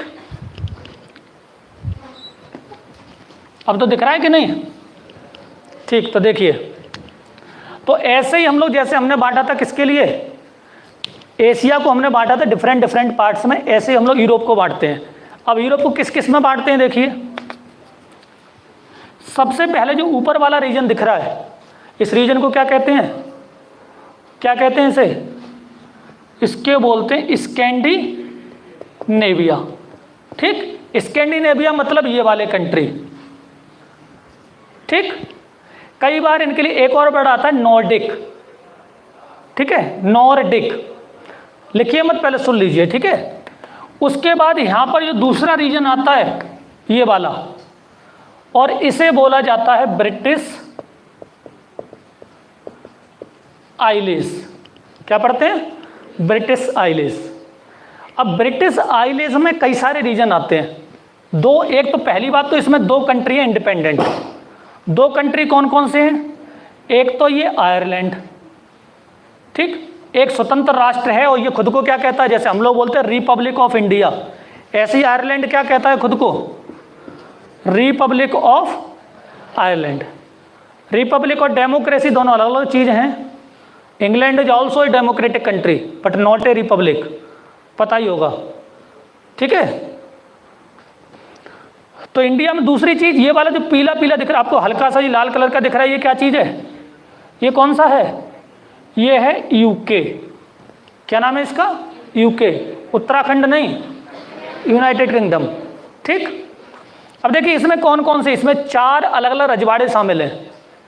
सबसे पुराना रजवाड़ा था ये वाला, जिसका नाम क्या था, इंग्लैंड। क्या कहते थे इसे, इंग्लैंड। इंग्लैंड ने समय के साथ इस पश्चिमी हिस्से पर कब्जा कर लिया और हिस्से का नाम क्या था, इसका नाम था वेल्स। ठीक, इस पर कब्जा कर लिया तो उसके बाद क्या हुआ, आपकी तमन्ना और जागी, फिर इससे ऊपर वाला कब्जा कर लिया, इसका नाम क्या हो गया, इसका नाम था स्कॉटलैंड। क्या नाम था, स्कॉटलैंड। ठीक, बाद में इन तीनों ने मिलकर आपका आयरलैंड का आपका नॉर्दर्न वाला पार्ट छीन लिया, ये वाला, और इसको क्या नाम रख दिया, इसको कह दिया नॉर्दर्न आयरलैंड। अब ये 4 बन गए, 1 2 3 और 4। इन चारों को मिलाकर आज की डेट में क्या कहा जाता है, इन्हें कहा जाता है यूके, नॉट ग्रेट ब्रिटेन। और इसमें से चौथे वाले को निकाल दें, यानी ये वाला पार्ट, तब इसे क्या बोला जाएगा, तब इसे बोला जाएगा ग्रेट ब्रिटेन। बात क्लियर। और हमने चौथा वाले नॉर्दर्न आइलैंड आपके शामिल कर लिया, तब इसका नाम क्या होगा, तब इसका नाम यूनाइटेड किंगडम होता है। जुड़े हुए किंगडम तो यूनाइटेड मतलब संयुक्त, और किंगडम मतलब रजवाड़े, रजवाड़े संयुक्त तभी होंगे ना, चारों शामिल होंगे। ठीक, तो भारत पे किसने रूल किया था, इंग्लैंड ने, ब्रिटेन ने, या फिर आपके यूके ने, किसने किया था,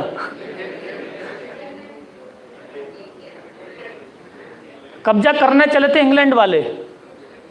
east India company was English company, ध्यान देना है, ठीक है। इंग्लैंड की कंपनी थी, वेल्स वाले भी शामिल हो गए। जब ये आपकी सत्ता पहुंच गई महारानी के हाथ में, फिर ये तीनों हो गए, ग्रेट ब्रिटेन हो गया।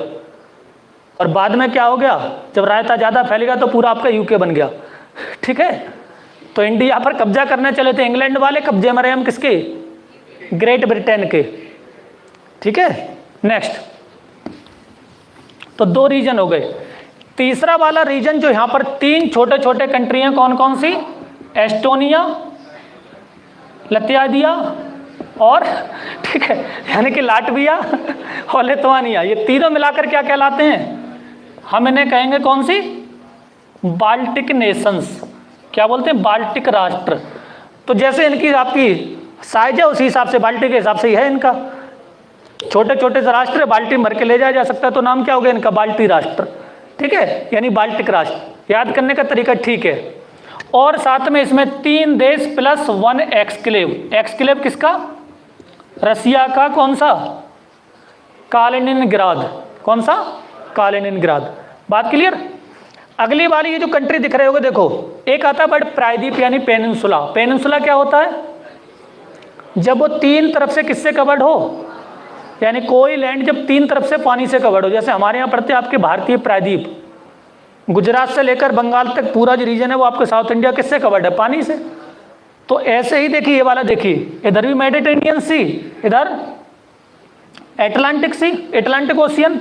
अभी पूरा ये एरिया कवर्ड है किस किस का, स्पेन का और पुर्तगाल का। और इस एरिया को हम लोग क्या बोलते हैं, इसके लिए बोला जाता है आपका आइबेरियन पेनिनसुला। क्या बोलते हैं, आइबेरियन पेनिनसुला, यानी कि आइबेरियन प्रायद्वीप, ठीक है। कौन सा प्रायद्वीप, आइबेरियन प्रायद्वीप।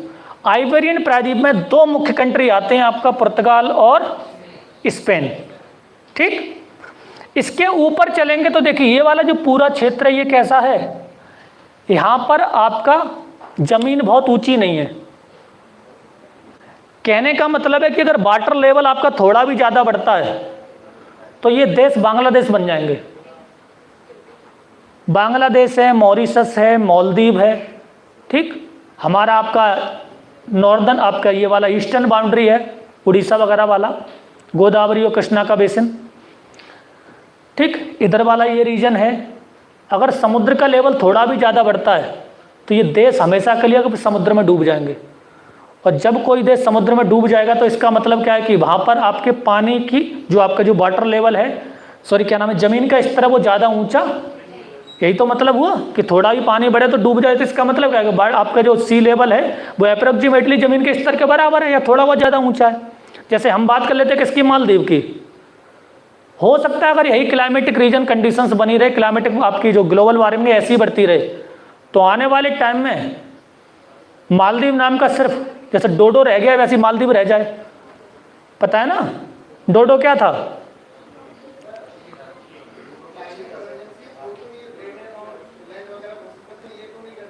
क्या चीज,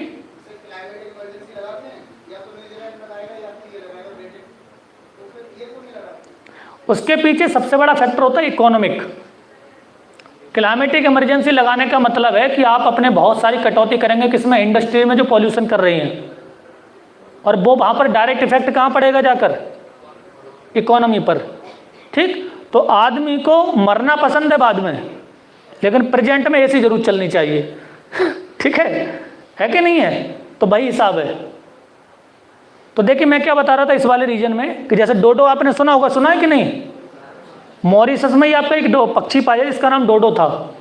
पुर्तगाली जब उस रीजन से आए तो उन्होंने देखा कि आपका बड़ा बढ़िया है, उड़ पाता नहीं था, मोटा हो गया था बहुत खा पी के, तो स्वाद में आपके पुर्तगाली सारे चट कर गए। तो केवल किताबों में रह गया कि डोडो कुछ था, वो स्वाद में ही निपट लिया। तो ऐसे ही मॉरिशस भी अगर 2 मीटर पानी बढ़ जाता है केवल वाटर लेवल, ओनली 2 मीटर, तो समझिए मॉरिशस भी डोडो। किताबों में पढ़ेंगे मॉरिशस था। अब ऐसा नहीं कि सिर्फ मॉरिशस जाएगा, बहुत सारे कंट्री हैं आपके कोस्टल जो एरिया है वो आपके बहुत सारे खत्म हो जाएंगे। जैसे फॉर एग्जांपल देखिए ये वाला, ठीक, आपने यहाँ पर पढ़ा होगा नीदरलैंड, पढ़ा है कि नहीं। नीदरलैंड वो क्षेत्र है कि जहाँ पर बहुत सारी जमीन आज भी क्या है, समुद्र से नीची है, यानी समंदर यहाँ बह रहा है, आपका सोचिए ये समुद्री इलाका है, मैं जिस पर खड़ा हूँ समंदर के ऊपर खड़ा हूँ मैं, ठीक। और ये कौन सा, ये आपका ज़मीन है, तो यहाँ पर एक बना दिया क्या चीज़, डैम, ताकि पानी इधर ना घुसे। तो ये लोग ऐसे हैं कुछ, आपके सोचिए अगर 2-4 मीटर और बढ़ेगा तो कब तक आपके दीवार लगाकर रोकेंगे, और कभी तो गलती होगी, और एक बार समुद्र घुस गया वापस जाना नहीं है, फिर कितनी पंप चला लीजिए उतना बड़ा पानी तो एरिया खाली कर नहीं लेंगे, ठीक। तो ये जो इलाके हैं बिल्कुल जो आपके इस एरिया में, इन्हें बोलते हैं हम लोग लो लैंड कंट्रीज, यानी कि निम्न भूमि देश। क्या बोलते हैं इन्हें, लो लैंड कंट्रीज, ठीक। लो लैंड कंट्रीज में कौन कौन से आते हैं, एक बार इन पर नजर मार लेते हैं। सबसे पहले फ्रांस, उसके बाद ये बेल्जियम, उसके बाद नीदरलैंड यानी हॉलैंड, उसके बाद जर्मनी, इधर ये वाला पोलैंड, ठीक। ये रीजन किस में आते हैं, लोलैंड में। अगला आता है छठवां रीजन कौन सा आता है, ये बीच वाला क्षेत्र, ये जहां पर आपके, बड़ी जल्दी बोल पड़े, बहुत पसंद है लग रहा है, चलो घुमा देते हैं इसलिए। तो इस वाले रीजन में क्या है आपका, काफी फेमस टूरिस्ट डेस्टिनेशन है, इसका नाम है स्विट्जरलैंड। और वो किसकी वजह से फेमस है, एल्प्स माउंटेन की वजह से, आल्प्स पर्वतों की वजह से, ठीक। तो ये वाले जितने भी कंट्री हैं जहां जहां पर एल्प्स इफेक्ट है, आल्प्स का प्रभाव है, जैसे हम लोग बात करते हो तिब्बत को, नेपाल को, भूटान को क्या कहते हैं, हिमालयन नेशन कहते हैं कि नहीं, हिमालयन राष्ट्र कहते हैं कि नहीं, क्यों कहते हैं, क्योंकि वहां पर हिमालय का प्रभाव है सीधा। ऐसे ही जिन देशों में आपके आल्प्स का प्रभाव है, हमने उन कंट्री को क्या बोल देते हैं, उन्हें बोलते हैं आल्पन, एल्पाइन। क्या बोलते हैं, एल्पाइन कंट्रीज। बात क्लियर। कौन कौन से, यहां पर पड़ता है आपका स्विट्जरलैंड, ठीक, ऑस्ट्रिया, जैसे ये स्विट्जरलैंड, ठीक। यहां पर एक और बहुत छोटा सा राष्ट्र है जिसका नाम है क्या, लिंचटेनस्टीन। क्या नाम है, सुना है कभी, हम नाम में लीचड़ आ रहा है तो क्या सुनोगे, ठीक है। तो याद रखना ऐसे, लिंचटेनस्टीन यानी लीचड़स्टीन, ठीक। उसके बाद कौन सा है, ऑस्ट्रिया, फिर हंगरी, इधर वाला स्लोवाकिया, ऊपर वाला चेक रिपब्लिक, ठीक। तो ये जो कंट्री है इन्हें क्या बोला जाता है, इन्हें बोलते हैं अल्पाइन कंट्रीज। फिर देखिए ये वाला जो कंट्री है हमारे भारत की राष्ट्रीय ननिहाल, कौन सी, इटली। बात क्लियर। और इसको बोलते हैं इटालियन पेनिनसुला। क्या बोलते हैं, इटालियन पेनिनसुला। इटालियन पेनिनसुला में 3 कंट्री आते हैं, इटली, इटली के बगल में यहाँ पर बहुत छोटा सा राष्ट्र जिसका नाम क्या है, वेटिकन सिटी। क्या नाम है, वेटिकन सिटी। एक इसकी ईस्टर्न कोस्ट पर बहुत छोटा सा राज्य जिसका नाम है सैन मैरिनो। क्या नाम है, सान मैरिनो, ठीक। और इटली, ये 3 राष्ट्र हैं। इन दोनों के बीच में यानी कि इटली के साथ में बहता है कौन सा, इधर में आपका मेडिटेरेनियन सी, इस साइड में एड्रियाटिक सी। और उसके बाद ये जो तिकोने आकार का ये दिख रहा है ये वाला पूरा क्षेत्र, ठीक। और इसे क्या बोला जाता है, इन्हें बोलते हैं बाल्कन राष्ट्र। क्या बोलते हैं, बाल्कन कंट्रीज, ठीक। बाल्कन कंट्रीज में सबसे ज़्यादा इंपॉर्टेंट जो है याद करना, यहाँ पर कई सारे छोटे छोटे कंट्री हैं। याद करने का तरीका ये है कि देखिए इनको याद रखना हमें किससे, यूगोस्लाविया से। किससे, ठीक। जब सोशलिस्ट विचारधारा किसी समय आपकी पीक पर थी, यानी आपके जो उफान पर थी, साम्यवाद, तो कई सारे छोटे छोटे संघ थे जो आपके साम्यवादी विचारधारा के पोषक थे। उनमें सबसे बड़ा था कौन सा, यूएसएसआर। उसका सपोर्टर कौन था, ये खुलकर सपोर्ट नहीं करते थे यूगोस्लाविया वगैरह, लेकिन क्या था, क्या हो गया, सेल चला गया, ये टाइम हो गया, अच्छा समझ गया मैं। ठीक है, ठीक है। तो चलो फिर, कितना टाइम हो गया, अरे बड़ी जल्दी परफेक्ट टाइमिंग है एकदम से।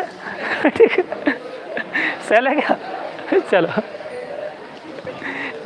तो देखिए इधर 2 मिनट और सुन लीजिए, आवाज़ मेरी इतनी पहुंच जाएगी आप तक, ठीक है।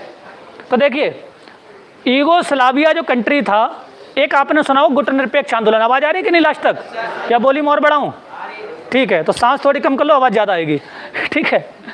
तो एक था आपका गुटनिरपेक्ष आंदोलन, यानी कि नाम नॉन अलाइनमेंट मूवमेंट, पढ़ा होगा। वो 4 देशों के राष्ट्राध्यक्षों ने आपका मिलकर शुरू किया। दोस्तों हमारे देश के पंडित नेहरू जी शामिल थे, इंडोनेशिया के सुकर्णो शामिल थे, ठीक। और इजिप्ट के मार्स आपके अब्दुल नासिर, इजिप्ट जानते हैं ना, मिस्र, और यूगोस्लाविया के थे मार्शल टीटो। ठीक, बाद में जितने भी आपके नाम आंदोलन था वो सारा का सारा किसकी गोद में जाके बैठ गया? यूएसएसआर की। एक और देश था जिसका नाम था चेकोस्लोवाकिया। ठीक, वो भी टूट के दो पार्ट में बट गया। कौन कौन सा? चेक रिपब्लिक और स्लोवाकिया। ठीक, ऐसे ही यह वाला जो रीजन में आपको जो मार्क कर रहा हूँ, ये वाला क्षेत्र, ये पूरा का पूरा पहले कहलाता था यूगोस्लोवाकिया।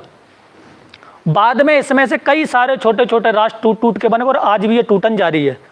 जैसे यूएसएसआर 15 में टूटा, वैसे ही आपकी 7-8 में टूट गया। ठीक, और इन सबको विशेषकर कौन सा? आपके बोस्निया हर्जेगोविना, सर्बिया, मॉन्टेनीग्रो, अल्बानिया। ठीक, इधर पड़ा होगा अपने स्लोवेनिया, ये सारे के सारे किस में आते हैं? यूगोस्लाविया। तो बाल्कन राष्ट्र में हमें याद करने का तरीका है फॉर्मर यूगोस्लाविया, यानी कि पूर्व यूगोस्लावियन कंट्री। साथ में कौन सा? ग्रीस, सिकंदर वाला। ठीक, याद है कि नहीं? यानी कि यूनान। और इसके ऊपर एक आपका छोटा सा पार्ट है जिसका नाम है आपका नॉर्दर्न मैसिडोनिया। विशेषकर सिकंदर और अरस्तु दोनों कहाँ के रहने वाले थे? मैसिडोनिया के रहने वाले थे। मैसिडोनिया उस समय यूनान आपका पार्ट था, यूनानी साम्राज्य का पार्ट था। इसके आगे चलेंगे तो यहाँ पर बुल्गारिया, इधर रोमानिया, और इधर आपका टर्की का वो वाला पार्ट जो कहाँ पर है? यूरोप में।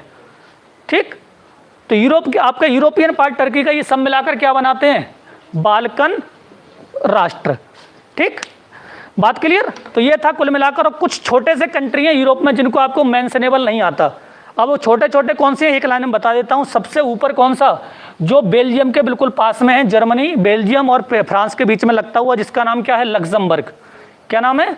लग्जमबर्ग। ठीक, स्विट्जरलैंड और ऑस्ट्रिया के बीच में यहाँ पर पड़ा हुआ, जिसका नाम क्या है? लिंचटेनस्टीन।